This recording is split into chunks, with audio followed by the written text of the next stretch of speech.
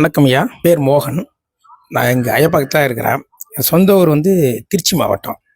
எனக்கு இந்த இயக்கத்துக்கு ஃபஸ்ட்டு நன்றி தெரிவிச்சுக்கிறேன். நான் பிளட் டொனேட் கொடுக்கும்போது தான் உங்களெலாம் எல்லாம் தெரியும். நான் இந்து மதத்துக்காக தான். இறைவன் ஒருவரே அப்படின்னு சொல்கிறாங்களே, அதுக்கு அர்த்தம் என்ன? மோகன் அண்ணன் என்ன கேட்குறாங்கன்னா, இறைவன் ஒருவன் அப்படின்னு சொல்றீங்க இல்லையா, அது என்னன்னு சொல்லி கேட்கிறார்கள். இப்போ இஸ்லாமிய மார்க்கத்தில் எங்களுடைய முக்கியமான கொள்கை கோட்பாடு இந்த இறைவன் ஒருவன் அப்படிங்கிற ஒரு விஷயம் தான். இப்போ இஸ்லாம் அல்லாத வேற வேற சமுதாயம் வேற மார்க்கமாக இருந்துன்னு சொன்னா அங்கு இறைவன் ஒருவன்கிற ஒரு கொள்கை கோட்பாடு கான்செப்ட் கிடையாது.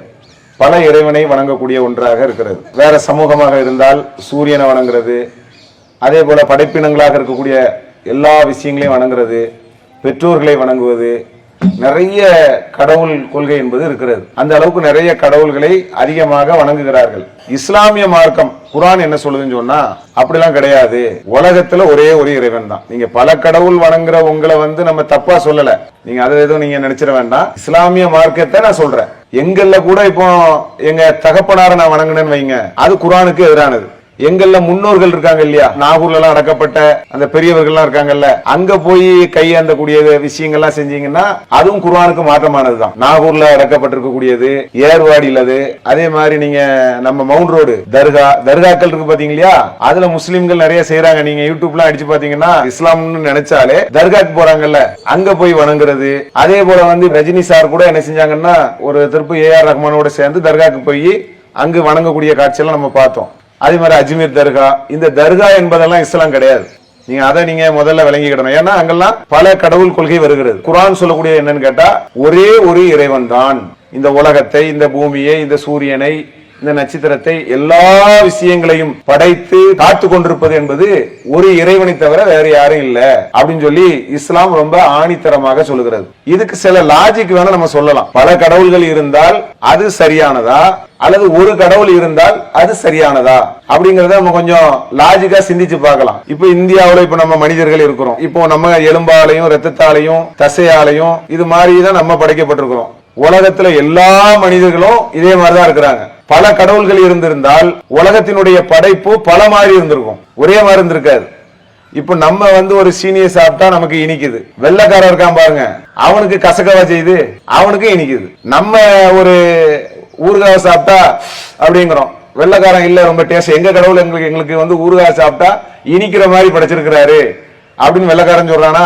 இல்ல. அப்படி நீங்க யோசிச்சு பாருங்க, நமக்கு ரெண்டு கை தான், அங்க எங்கேயோ பிறந்திருக்கான், எந்த ஊருன்னே தெரியல, அவனுக்கு ரெண்டு கை தான். இவ்வளவு ஏன் நிகழ்ச்சியை நடத்தக்கூடிய நான், எனக்கு ரெண்டு கண்ணு ரெண்டு கை தான். இப்ப நிகழ்ச்சியின் மூலமா தான் உங்களை பார்த்துட்டு இருக்க, நீங்களும் என்ன மாதிரி தான் இருக்கிறீங்க. ஒரு பிளானுக்குள்ள நம்ம கொண்டு வந்தது யாரு? யாரோ ஒருத்தன் இருந்துதான் ஒரு பிளானுக்குள்ள அனைவரையும் கொண்டு வர முடியும். இரண்டு கைகள், கால்கள், கண்ணு, மூக்குன்னு சொல்லி அந்த படைப்புகளை நீங்க பாத்துக்கிட்டீங்கன்னு சொன்னா ஒரே ஒரு நபர் இருந்தால்தான் இந்த உலகத்தினுடைய இயக்கம் என்பது சீராக சரியாக இருக்கும். இல்லன்னா நிறைய முரண்பாடு சிக்கல் வரும். அது மட்டும் இல்ல, இப்போ நீங்க இந்த பூமி படைக்கப்பட்டு பல கோடி ஆண்டுகள் ஆயிடுச்சு, அது சுத்திக்கிட்டே இருக்குது. கொஞ்சம் நெஞ்சமா சுத்தல, பல கோடி ஆண்டுகள் சுத்தி கொண்டே இருக்கிறது. அது கரெக்டா சீரா இருக்கு பாருங்க. அது சுத்துற வேகம், அது சந்திரன்ல போய் முற்றது இல்ல, சூரியன்ல போய் முற்றது இல்ல, கரெக்டா இருக்கு. அந்த டிஸ்டன்ஸ் கரெக்டா மெயின்டைன் பண்ணிக்கிட்டே வருது. அதுக்கு என்ன காரணம்? ஒரே ஒரு நபர் இருந்து அதை கரெக்டா மேனேஜ் பண்ணிட்டு இருக்கிறான். இதே நீங்க பல கடவுள்கள் இருந்திருந்தால் அவங்க என்ன சொல்லுவாங்க? அது என்ன சூரியனை பூமி என்ன சுத்திக்கிட்டே இருக்கிறது, எனக்கு அதிகாரம் இருக்குங்க, நான் வேற மாதிரி முடிவெடுக்க போறேன் சொல்லுவாரா இல்லையா? உலகம் என்பது சீரா இருக்காது. அப்ப இஸ்லாமிய கொள்கை கோட்பாடு என்னன்னு கேட்டா ஒரே ஒரு இறைவன் தான். அந்த இறைவன் மனைவி கிடையாது, மக்கள் கிடையாது, அந்த இறைவனுக்கு யாரும் பெக்கல, யாரும் பிறக்கப்படல, அந்த இறைவனுக்கு தூக்கம் கிடையாது. அந்த ஒருத்தன் கூட சாதாரண ஆள் இல்ல, ரொம்ப பவர்ஃபுல்லான ஆளு. தூக்கம்லாம் கிடையாது. குர்ஆனுடைய கான்செப்ட் என்னன்னு கேட்டீங்கன்னா கடவுளுக்கு தூக்கலாம் கிடையாது, தூங்கலாம் மாட்டார். நம்ம தூங்கி ஆகணும், அவர் தூங்கலாம் மாட்டார். இதெல்லாம் குர்ஆன் பேசுகிறது. அந்த ஓர் இறைவனை பற்றி பேசக்கூடிய நேரத்தில் எப்படி பேசுதுன்னு சொன்னா, அவரு தூங்க மாட்டாரு, அவருக்கு மனைவி மக்கள் பிள்ளை கிடையாது, நித்திய ஜீவன். கடவுள் நித்திய ஜீவன், அந்த ஒரு ஆள் கூட நித்திய ஜீவன். இப்ப நமக்கும் ஜீவன் இருக்கிற ஜீவன் என்னது? உயிர். இப்ப நம்ம உயிருக்கு நித்திய ஜீவனா? நம்ம இல்ல, நம்ம தான் இறந்துடுறோமே. சரி, நம்ம யார கடவுள்னு வணங்குறோமோ அவங்களுக்கு எல்லாம் வரலாறு இருக்கா இல்லையா? நிறைய கடவுள்கள் போட்டோக்கெல்லாம் நம்ம மாட்டிருப்போம். நீங்க அது லேசா கொஞ்சம் வரலாறு தோண்டி பாருங்க. புட்டபர்த்தி, சாய்பாபா, அவங்க வரலாறு இருக்கு. மனிதர்கள், வாழ்ந்து பிறந்து மரணித்த மனிதர்கள். நபிகள் நாயகம் கூட கடவுள் கிடையாது எங்க நம்பிக்கையின்படி. நபிகள் நாயகம் வாழ்ந்திருக்கிறார்கள், பிறந்திருக்கிறார்கள், சாப்பிட்டு இருக்கிறாங்க, தூங்கி இருக்கிறாங்க, மலை ஜலம் கழிச்சிருக்கிறாங்க, திருமணம் பண்ணிருக்கிறாங்க. அதே மாதிரி மனுஷனுக்கு ஏற்படக்கூடிய கோபங்கள் ஏற்பட்டிருக்கு. அப்படி எல்லா பலகீனத்துக்கு உட்பட்ட ஆள் தான் யாரு? நபிகள் நாயகம் உட்பட. அப்ப நபிகள் நாயகம் கூட கடவுள் கிடையாது, புட்டபர்த்தி சாய்பாபாவும் கடவுள் கிடையாது, நபிகள் நாயகம் கிடையாது என்று இஸ்லாம் சொல்கிறது. அப்படியே யார் கடவுள்? அவருக்கு மனைவி கிடையாது, மக்கள் கிடையாது, அவர் என்றென்றும் நித்திய ஜீவன், உயிரோடு இருந்து கொண்டே இருப்பார். இந்த உலகத்தை கடவுள் ஒரு நாள் அழிச்ச பிறகு எல்லா மனிதர்களும் ஒரு இடத்துக்கு வருவாங்க. அந்த இடத்துல இறைவன் காட்சி அளிப்பார். அன்னைக்கு பார்க்கலாம். இந்த உலகத்துல கூட அவரை பார்க்க முடியாது. நாங்க அப்படி நம்புறோம். அதனாலதான் சில பேர் கேட்பாங்க, ஏன் உங்க அல்லா கோயில்ல எந்த போட்டோவும் இல்லையே, அல்லாஹ்னா யாரு, எப்படி இருப்பாரு? அல்லாஹ் அல்லாஹ்ங்கறீங்களே, அல்லாஹ்வுக்கு என்ன வடிவம் இருக்கு சொல்ல முடியுமா? மனுஷன் வடிவத்தை பார்த்தாதான் இறைவனை பார்க்கறதா நினைக்கிறான். மனுஷன் உள்ள என்ன சொல்லுதுன்னா, நமக்கு ஒரு வடிவம் இருந்தா பாக்குறதுக்கு வசதியா இருக்குமே அப்படின்னு சொல்லிட்டு. இப்ப இந்த மைக்கு, இப்ப நீங்க ஊருக்கு போறீங்க, ஒரு ஆள்கிட்ட சொல்லிங்க, நான் சென்னைக்கு போயிட்டு வந்தேன், மைக்ல ஒரு ஆள் பேசினாருங்கிறீங்க. அப்போ அங்க உள்ள ஆளுக்கு அப்புறம் மைக்குன்னா அவருக்கு என்னன்னு தெரியும், ஏற்கனவே அவங்க ஊர்லயும் இருக்கு.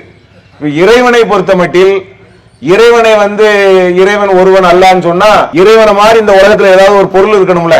இந்த ஆலமரம் மாதிரி இறைவன் இருப்பான், இந்த முருங்கை மரம் மாதிரி இறைவன் இருப்பான், அப்படிலாம் கிடையாது. இறைவனை ஒப்பிட்டு சொல்லக்கூடிய அளவுக்கு இந்த உலகத்துல எதுவுமே கிடையாது. அதனாலதான் நாங்க என்ன செய்யல, இறைவனுக்கு உருவத்தை கொடுத்து வைக்கல. இறைவனை உருவம் கொடுத்து வைக்கக்கூடிய அளவுக்கு இறைவன் இந்த உலகத்துல ஒரு காட்சி பொருளாக இல்ல. நம்ம இன்னைக்கு உலகத்துல கிட்டத்தட்ட ஒரு 1000 கோடி பேர் இருக்கிறோம். நமக்கு 2000 கோடி கண்கள் இருக்கிறது. 2000 கோடி கண்கள் இருந்து இறைவனை நீங்கள் பார்க்க முடியாது. 2000 கோடி பேர் இருக்கிறோம். நம்ம கண்கள் 2000 கோடி கண் இருக்கு. 2000 கோடி கண்கள் கூட நீங்க உலகத்தை என்ன செய்ய முடியாது, இறைவனை பார்க்க முடியாது. ஆனா இறைவன் ஒருவன் அவ்வளவு வரையும் பார்த்துட்டு இருக்கிறான். அப்ப நம்ம கண்ணுங்கிறது பலகீனமானது. இப்ப காத்து உங்களால பார்க்க முடியுதா? காத்து அடிக்கிறது தெரிகிறது, பார்த்துருக்கீங்களா? அப்ப நம்ம கண்ணுல ஒரு காத்தை பார்க்க முடியல. இந்த காத்தை படைச்சவன் அவ்வளவு பெரிய ஆளா இருப்பான், நம்ம எல்லாம் பாக்குற மாதிரியா இருப்பான்? அப்போ நம்ம எல்லாம் பார்க்கக்கூடிய அளவில் இறைவன் இப்போது இல்லை. இறைவன் இருந்து கொண்டிருக்கிறான், 7 வானத்துக்கு மேல இருக்கிறான். ஒரு ஆள் தான். ஃபர்ஸ்ட் வானம் என்பது அந்த நட்சத்திரங்கள்லாம் இருக்கா இல்லையா, அது முதல் வானம். அதுக்கு மேல 7 வானம், அதுக்கு மேலதான் இறைவன் இருக்கிறான். நீங்க நட்சத்திரத்தை பாக்கீங்களே, அப்படியே மூக்குத்தி மாதிரி அப்படி மின்னிக்கிட்டே இருக்க, அது சூரியன் மாதிரி பெருசு. அது மாதிரி இருக்கக்கூடிய வானம் தான் முதல் வானம். அதுக்கு மேல 7 வானம், அதுக்கு மேலதான் இறைவன் இருக்கிறான். அங்க இருந்து கொண்டு உங்களை கவனிக்கிறான், நம்மளை கவனிக்கிறான். புரியுதா உங்களுக்கு? அப்போ நீங்க அப்படி கவனிச்சிட்டு இருக்கக்கூடிய இறைவனை இங்கே ஒரு வடிவம் கொடுப்பதற்கு ஏற்றால் போல நமக்கு என்ன இல்ல, ஒப்பிட்டு சொல்லக்கூடிய ஒன்று உலகத்துல இல்ல. இப்போ நம்ம பொண்ணு மாப்பிள்ள பாக்குறோம். பார்க்கும்போது மாப்பிள்ள எப்படிப்பா இருப்பாரு, நல்ல ஹைட்டும் வெயிட்டுமா, நல்ல ஒயிட்டா இருப்பாரு, இப்படி நம்ம சொல்றோம் வைங்க. அப்போ புரிஞ்சுடுவாங்க பொண்ணு அல்லது பொண்ணுடைய குடும்பத்தார் புரிஞ்சுடுவாங்க. ஓ இவர் மாதிரி இருப்பாரு, அவர் மாதிரி இருப்பாரு, நம்ம மாமா மாதிரி இருப்பாரு, நம்ம அப்பா மாதிரி இருப்பாருன்னு. அப்போ ஒரு விஷயத்தை சொல்லி இப்படி இருப்பாரு அப்படி இருப்பாருன்னு நம்ம சொல்லக்கூடிய நேரத்துல புரிஞ்சுக்கிற மாதிரி ஒரு விஷயம் இருக்கிறது, அதனால புரிஞ்சுக்கிறோம். இறைவனை நீங்க எப்படி சொல்ல முடியும்? இறைவன் எப்படி இருப்பாரு? இறைவன் ரொம்ப பயங்கரமா இருப்பாரு, பூமி மாதிரி இருப்பாரு, சூரியன் மாதிரி இருப்பாரு, சந்திரன் மாதிரி இருப்பாரு, அப்படிலாம் சொல்ல முடியாது. நபிகள் நாயகம் சொல்றாங்க, சொர்க்கத்திலேயே பேரின்பம் ரொம்ப மகிழ்ச்சியானது எதுன்னு கேட்டா இறைவனை பாக்குறது தான் ரொம்ப மகிழ்ச்சியானது. அப்போ நம்ம சூரியனை பார்த்தா மகிழ்ச்சியாவா இருக்குது, கண்ணு கூசுது. இறைவனை பார்த்துக்கிட்டே இருக்கலாமா? அப்படி இருக்குமா? அப்ப இறைவனை ஒப்பிட்டு பார்க்கக்கூடிய ஒன்று கூட உலகத்துல கிடையாது. அதனாலதான் நாங்க என்ன செய்யல, இறைவனை படத்துல நாங்க வரையல. புரியுதா உங்களுக்கு? அப்ப இறைவன் என்பவன் ஒருவன், அவன் தான் அனைத்தையும் கவனிக்கிறான் என்பது இஸ்லாமிய கொள்கை கோட்பாடு. வேற சமுதாயத்தில் நிறைய கடவுள் கொள்கைகள் இருக்குது.